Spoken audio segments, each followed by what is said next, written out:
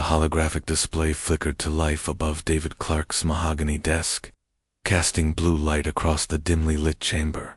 As guildmaster of the most feared organization in the galaxy, David had seen countless contracts, but this one made even his weathered hands tremble slightly.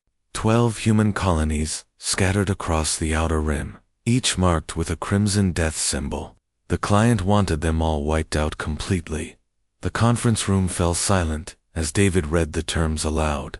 600 million credits total, 50 million per colony. It was more money than most planetary governments saw in a decade. Around the circular table, the galaxy's deadliest assassins sat in their usual spots. But something felt different today. The usual eager whispers and competitive bidding were replaced by an uncomfortable tension that seemed to press against the walls. Rebecca Stone, known throughout the galaxy as the Widowmaker, was the first to break the silence. She had personally ended 3 civil wars by eliminating key leaders, and her reputation for clean kills was legendary. Yet, as she looked at the holographic images of human settlements, she slowly shook her head. Her voice was firm when she spoke. "I've killed emperors, warlords, and crime bosses. I once took out an entire royal family during their coronation ceremony. But humans? No, absolutely not." From the darkest corner of the room, where shadows seemed to bend and twist unnaturally, came the electronic voice of the Phantom. Nobody had ever seen his true face, and some wondered if he even had a physical form anymore. His kills were so clean that victims simply vanished, leaving behind no evidence they had ever existed. "The Phantom of Rigel respectfully declines this contract," the voice announced through hidden speakers. "Find another target." David's eyebrows rose. In 15 years as Guildmaster, he had never seen the Phantom refuse a contract. The man had once eliminated an entire space station of 3,000 people without leaving a single trace. Yet here he was, backing away from a few human settlements. Timothy Brooks, master of biological warfare, actually started laughing. It wasn't a pleasant sound. His laugh carried the weight of countless worlds he had sterilized with custom-designed viruses. Entire species had been wiped from existence by his careful work, their DNA unraveling according to his precise calculations. "You want us to hunt humans?" Timothy wiped tears from his eyes. "I would rather try to capture a supernova in a jar. At least that would only kill me quickly." The room erupted in uncomfortable murmurs. Vincent Gray, who specialized in making deaths look like accidents, was nervously tapping his fingers against the metal table. His record was flawless, over 200 kills that appeared to be everything from heart attacks to mechanical failures. Insurance companies across the galaxy had given up trying to investigate deaths he orchestrated. "There's something you all should know," Vincent said quietly. "Last year, the Crimson Blade Syndicate took a contract against a human mining operation. 37 of their best operatives. They were supposed to make it look like a reactor malfunction." The room grew even quieter. Everyone knew the Crimson Blades. They were butchers, but effective ones. They had toppled governments and erased entire bloodlines from history. "What happened to them?" David asked, though something in his gut already knew the answer would be unsettling. "They found the lead assassin's ship drifting in Space 3. Months later. Empty. No bodies. No signs of struggle. No damage to the hull. Just a message carved into the metal bulkhead with something incredibly hot. It said, 'We know you're coming.'" Alina Ford, a poison specialist who could kill with a handshake, shifted in her chair. She had been considering the contract, drawn by the massive payout, but now she found herself remembering stories, whispers, that circulated in the darker corners of assassin gathering places. "The Void Hunters tried to take out a human research station," she said slowly. "Best trackers in known space. They could follow a target across 15 systems without losing the trail. The entire clan just disappeared. Not killed, not captured. Gone, like they never existed." David watched as one by one, Every assassin in the room declined the contract. Even the three who had initially raised their hands in interest, young killers hungry for reputation and credits, quietly lowered them again within the next few hours.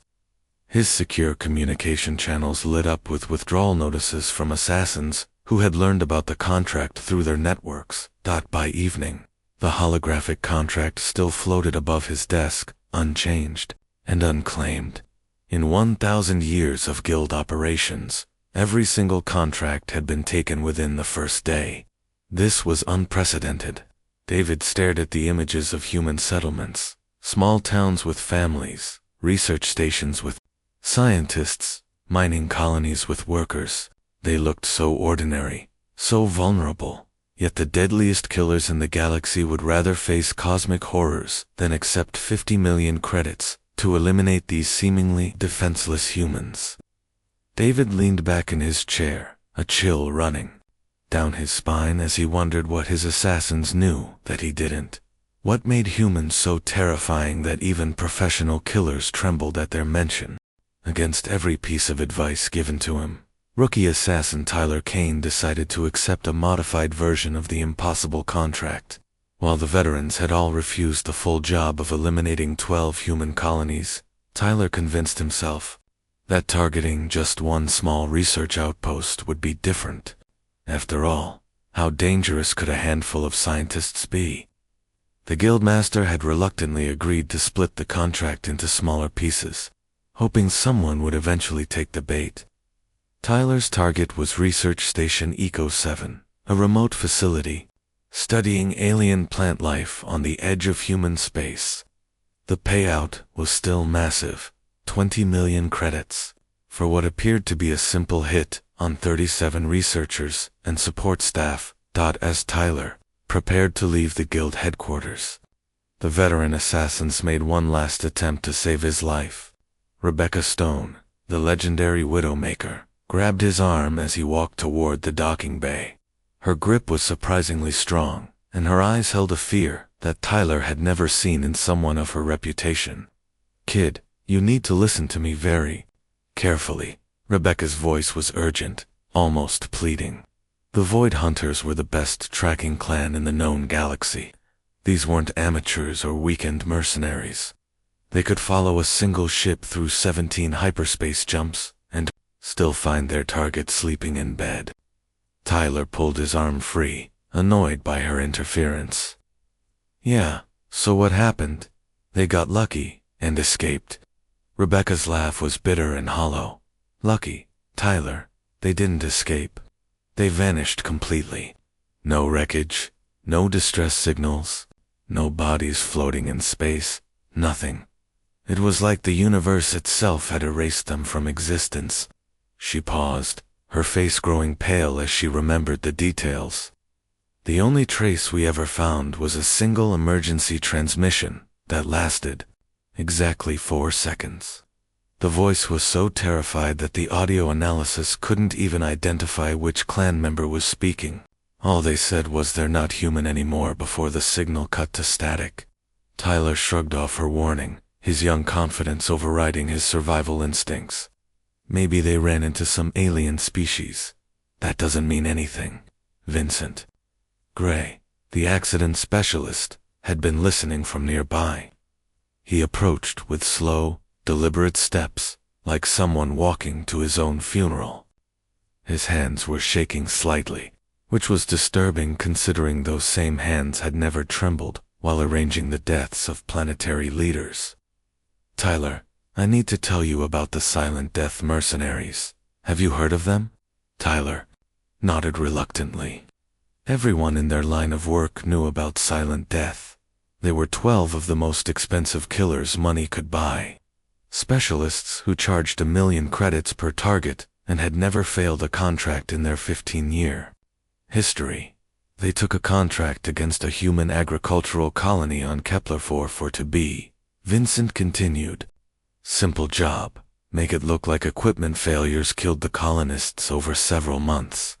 These weren't warriors or soldiers, just farmers trying to grow food on a new world." The older assassin's voice dropped to almost a whisper. The mercenaries had every advantage: military-grade equipment, orbital support, complete intelligence on the colony layout. They even had inside help from someone who had visited the settlement before.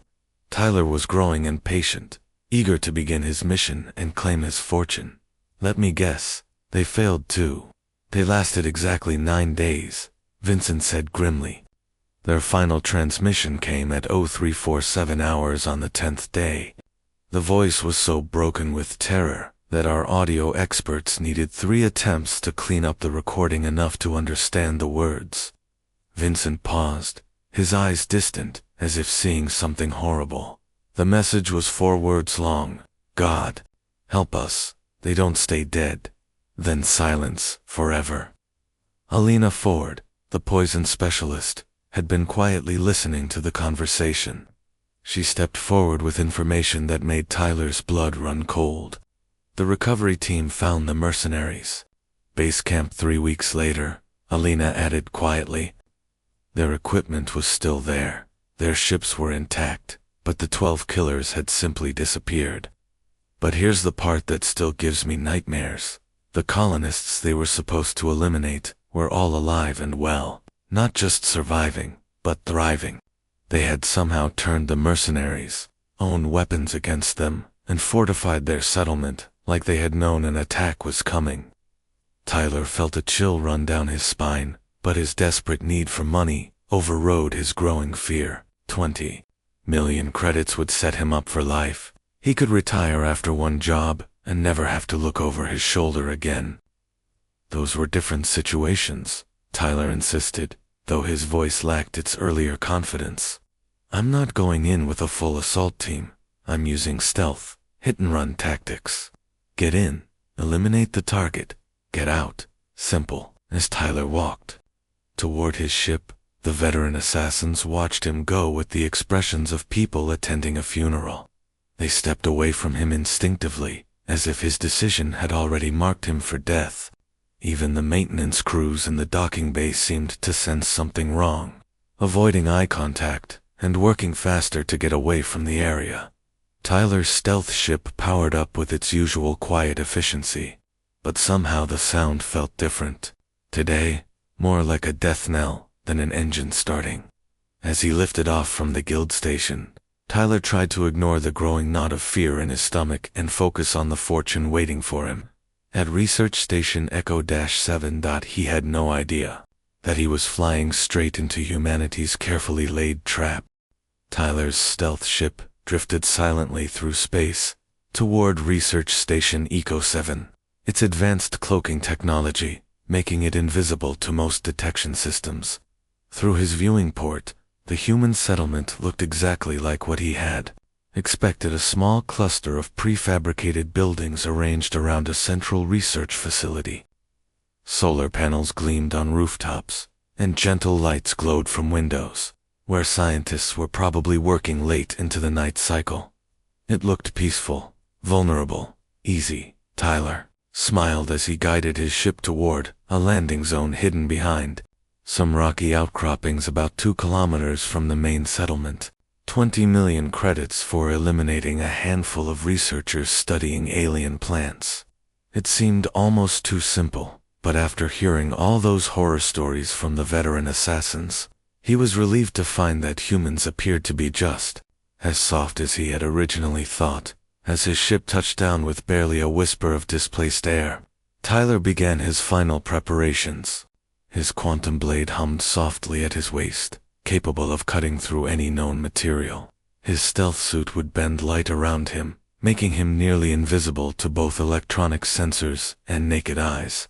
His combat enhancement drugs would increase his speed and reflexes to superhuman levels. But as Tyler crept closer to the settlement, something felt wrong. The buildings might have looked like standard research facilities from orbit, but up close, he could see details that made his confidence waver.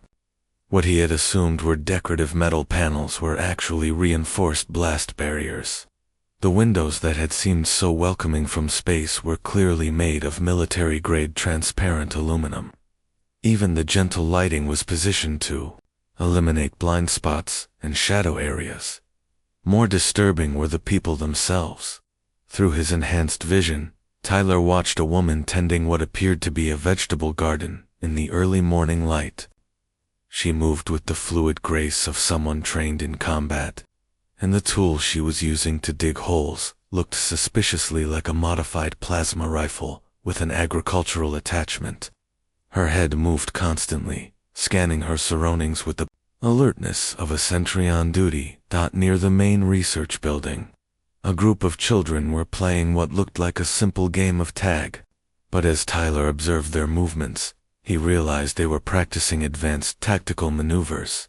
The kids moved in coordinated patterns, using hand signals to communicate, and taking turns acting as lookouts while others advanced. This wasn't child's play. It was military training disguised as fun. Tyler forced himself to focus on the mission. So what if these humans were more cautious than expected? They were still just civilians with some basic security training. He was a professional killer with years of experience and the best equipment money could buy. His target was Dr. Helen Morrison, the xenobiologist who led the research team. According to his intelligence files, she spent most nights working late in her private laboratory, analyzing plant samples and documenting her findings. Tyler had studied the building plans and identified the perfect entry point, a maintenance access that would let him reach her lab undetected, moving with practiced silence. Tyler activated his stealth suit and approached the research facility. The quantum blade in his hand could cut through the reinforced walls like butter, but he preferred to use existing entrances when possible. Less evidence, fewer traces to investigate later. He slipped through the maintenance access and made his way through darkened corridors toward Dr. Morrison's lab. Everything was going according to plan. Through the lab's observation window, he could see her bent over a microscope, completely absorbed in her work. She looked exactly like what she was supposed to be, a middle-aged scientist with graying hair and thick glasses, wearing a wrinkled lab coat covered in chemical stains. Tyler smiled as he prepared to strike. The quantum blade hummed to life, its energy field glowing with deadly purpose. He moved into position behind his target, raising the weapon for a killing blow that would be swift and silent. But as the blade descended toward Dr. Morrison's neck, something impossible happened. Without even looking up from her microscope, she rolled sideways with the fluid motion of a trained combat veteran. The quantum blade sliced through empty air, and suddenly Tyler found himself staring into the eyes of someone who was definitely not just a soft scientist. Hostile contact. Pattern 7. Dr. Morrison shouted with the commanding voice of someone accustomed to being obeyed. Under pressure, Tyler had never heard of Pattern 7, but within seconds he learned exactly what it meant. The response was so fast and coordinated that it seemed impossible. Doors burst open throughout the facility as 30 armed humans came running from every direction. These weren't researchers fumbling for emergency weapons. They moved like a military unit that had drilled these prex responses hundreds of times. The humans flowed through the corridors like water, cutting off escape routes Tyler hadn't even considered. Yet, they communicated with rapid hand signals and brief coded phrases, positioning themselves to create an inescapable net around the research facility. From somewhere behind him, an elderly voice called out with disturbing accuracy, "Northeast, quadrant, active camouflage detected, target moving toward the communications array." Tyler spun around in shock. His stealth suit was military grade, designed to fool even advanced sensor systems. Yet somehow, an old man had not only spotted him, but was tracking his exact position and predicting his movements. Through a doorway, Tyler glimpsed the speaker, a gray-haired mechanic in oil-stained coveralls, who looked like he should be fixing tractors, not identifying invisible assassins. But the man's eyes held the sharp intelligence of someone who had seen real combat and survived to tell about it. Tyler realized, with growing horror, that he wasn't facing helpless scientists who had stumbled into some basic security training. These were humans who had learned to survive in a hostile universe, and they had turned their research station into something far more dangerous than any military base. They had turned it into a trap, and he had walked right into it. Tyler's carefully planned assassination lasted exactly 17 minutes and 32 seconds before everything went completely wrong.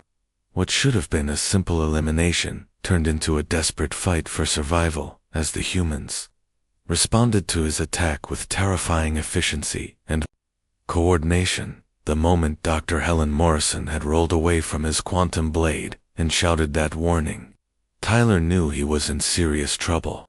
The humans didn't panic or scatter like frightened civilians. Instead, they moved with the precision of a military unit that had practiced these scenarios countless times. Every escape route Tyler tried to use was already blocked. Every hiding spot he attempted to reach was covered by crossfire from weapons that definitely weren't standard research equipment. Plasma bolts seared the air around him as Tyler fought his way through corridors that had suddenly become a deadly maze.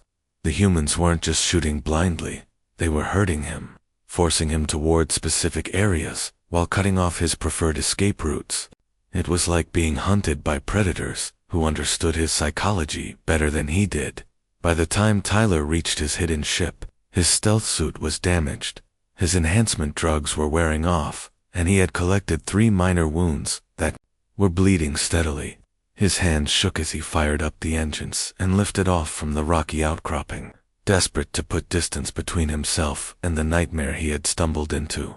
Emergency jump to hyperspace, Tyler commanded his ship's computer as soon as he cleared the planet's atmosphere. Maximum distance, random vector. The familiar sensation of hyperspace transition should have brought relief, but Tyler found himself constantly checking his sensors, expecting to see pursuit ships materializing behind him. His military-grade stealth technology should have made him impossible to track, especially after jumping to hyperspace. No civilian equipment could possibly follow a ship through the twisted space-time of faster-than-light travel. But Tyler was about to learn that humans didn't play by the same rules as everyone else in the galaxy. 18 hours later, as his ship dropped back into normal space near a refueling station, Tyler's blood ran cold. 3 modified cargo haulers were waiting for him, their hulls painted with the same research station markings he had seen on the buildings he'd tried to infiltrate. Somehow, impossibly, the humans had not only followed him through hyperspace, but had actually arrived before him. How did they get here first? Tyler whispered, staring at the ships that should not have been able to exist in this location. His ship's artificial intelligence spoke with its usual calm tone, but Tyler could swear he heard confusion in the synthetic voice. Unknown, Tyler. Their vessels appear to be converted mining and cargo equipment. Such ships should not be capable of hyperspace travel, let alone tracking a military stealth vessel. Tyler gunned his engines and jumped again, this time to a remote system 3 sectors away. But when he emerged from hyperspace, the same 3 human ships were there waiting for him, their positions perfectly calculated to intercept his arrival. This is impossible, Tyler screamed at his ship's computer. How are they following us?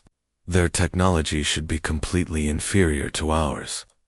Scanning for tracking devices, the AI responded. No foreign objects detected in hull or systems. No active transmissions from this vessel. Method of pursuit remains unknown. What Tyler didn't understand was human adaptability and ingenuity. While he had been fighting his way out of their research station, the humans had been collecting data. Every time his quantum blade had struck a wall or door, it had left microscopic residue that they quickly analyzed and identified.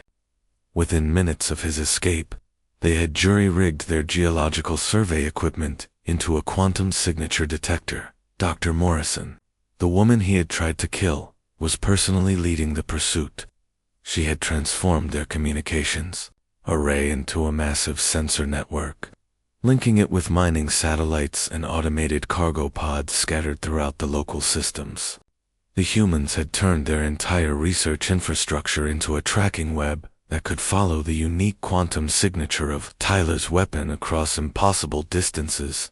But the most terrifying part wasn't their technology, it was their coordination. The three ships pursuing him weren't operating as separate vessels. They moved like fingers on a single hand, sharing data instantly and adjusting their tactics with every jump Tyler made. It was as if the entire human colony had become a single predatory organism focused on one goal, hunting him down. After the fourth hyperspace jump, Tyler's ship finally began to show signs of serious strain. The engines were overheating from repeated emergency jumps, and several critical systems were failing. When he dropped back into normal space near an asteroid field, hoping to hide among the floating rocks, his worst fears were confirmed.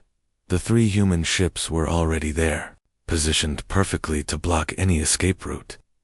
But now, they weren't alone. Additional vessels had joined the hunt, converted research probes, mining drones, and even what looked like a modified garbage scow.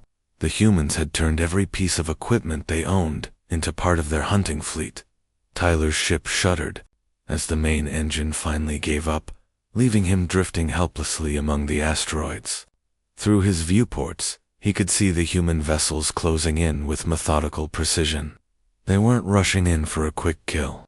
Instead, they were taking their time, studying his disabled ship like scientists examining an interesting specimen, which, Tyler realized with growing horror, was exactly what they were doing. Dr. Morrison's voice crackled over his communication system, calm and professional, despite the fact that he had tried to murder her less than 48 hours ago. "Tyler Kane, of the Galactic Assassination Guild," she said with the tone of someone conducting a research interview. "You have been an absolutely fascinating test subject. We've learned so much about assassin tactics and equipment from tracking you across 3 star systems." Tyler stared at his screens in disbelief. These humans hadn't just been hunting him, they had been studying him. Every move he made, every tactic he tried, every piece of technology he used had become data points in their analysis of how professional killers operated. He was facing something no assassin training had ever prepared him for: humans who treated hunting killers like a science project, and who were very, very good at their research. The emergency session of the Guild Council had been called at dawn, with representatives from every major assassination organization in the galaxy attending via secure holographic link. Guildmaster David Clark stood at the head of the ancient stone table, his weathered face showing the weight of a decision that would change their industry forever. The chamber had seen 1,000 years of contracts approved, territories divided, and rules established, but never before had they gathered to create an absolute prohibition against targeting an entire species. The holographic displays around the room showed the faces of crime lords, military contractors, and professional killers, all waiting to hear what had shaken the most feared organization in known space. David cleared his throat and began reading from the new operational charter that had been drafted in emergency sessions over the past week. His voice carried the authority of someone who had built his reputation on never backing down from any target, no matter how dangerous or well protected. After extensive review of recent events and analysis of operational failures, the Galactic Assassination Guild hereby establishes its first absolute prohibition in our 1,000-year history. Effective immediately, no contracts involving human targets will be accepted, negotiated, acknowledged, or even discussed within guild facilities. The room erupted in murmurs of disbelief. Crime bosses who had ordered the deaths of entire planetary governments looked confused and concerned. These were beings who considered genocide a reasonable business strategy, yet they were being told that one particular species was completely off limits. Rebecca Stone, the legendary Widowmaker, raised her hand from her seat at the council table. Her voice carried the weight of centuries of successful kills across dozens of worlds. "David, with respect, are we really going to let one failed rookie mission dictate guild policy?" Tyler Kane was inexperienced. Maybe with better planning and more resources. David cut her off with a sharp gesture, his eyes flashing with something that might have been fear. Rebecca, it wasn't just Tyler. We've been tracking similar incidents for years, and the pattern is becoming clear.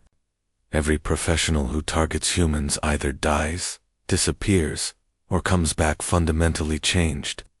Vincent Gray, the accident specialist, leaned forward in his chair. What exactly happened to Tyler?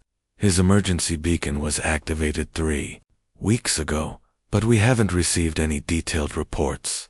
David activated a holographic display that showed images from the rescue operation. Tyler's stealth ship floated among asteroids, its hull intact, but clearly disabled.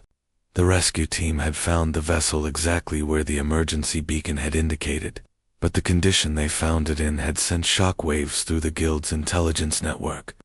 The rescue team found Tyler's ship completely functional, except for engine failure, David explained. All weapon systems were intact, life support was operational, and his stealth technology was undamaged. But Tyler himself was in a state of complete psychological breakdown. He kept repeating the same phrase over and over. They were studying me. They were studying me. The hologram zoomed in to show burn marks on the ship's outer hull, precise lettering that had been etched into the metal with surgical precision. The message was simple, but chilling. Next time, choose a different species. Alina Ford, the poison specialist, studied the image with professional interest. Those burn marks. That's not laser scoring or plasma damage. Someone used industrial cutting equipment to write that message. But the precision required to do that in zero gravity, on a moving target. ... Exactly.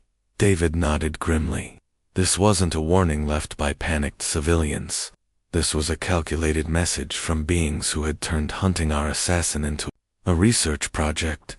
The vote on the new prohibition was unanimous. Not a single council member dissented, and the holographic representatives from across the galaxy agreed without debate. For the first time in their history, the Galactic Assassination Guild had found a species they collectively refused to target. But the story didn't end with Tyler's rescue or the Guild's new rules. The original client who had posted the impossible contract was about to learn that failed assassination attempts against humans didn't simply fade away into forgotten history. Lord Commander Nathan Cross of the Zephyrian Corporate Alliance had been the one to post the original bounty on 12 human colonies. His mining consortium wanted the humans eliminated so they could claim the mineral-rich worlds without resistance. He had expected the contract to be filled within days, the human settlements to be erased quietly, and his profits to increase dramatically. Instead, he found himself facing something he had never anticipated. Humans who didn't just defend themselves, but who came looking for answers. The first sign of trouble came when his personal security detected 3 ships approaching. Zephyria Prime, the corporate capital world. The vessels weren't warships or military cruisers.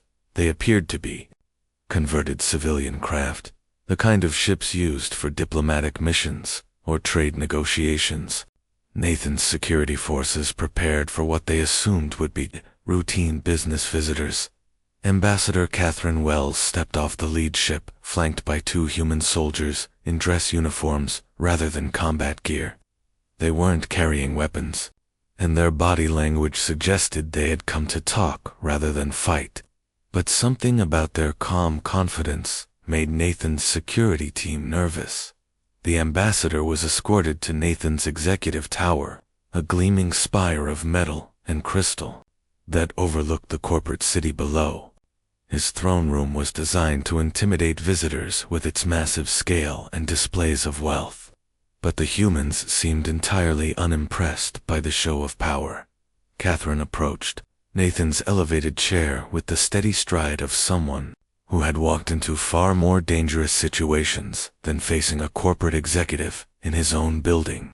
Her voice was calm, professional, and somehow more terrifying than any threat could have been. Lord Commander Cross, we know what you tried to do to our colonies. We know you posted the bounty with the Assassination Guild, We know who you are, where you live, and exactly how your business operations function. Nathan tried to maintain his composure, but sweat was beginning to form on his forehead. I don't know what you're talking about. The Zephyrian Corporate Alliance conducts all business within legal parameters. Catherine smiled, but it wasn't a pleasant expression.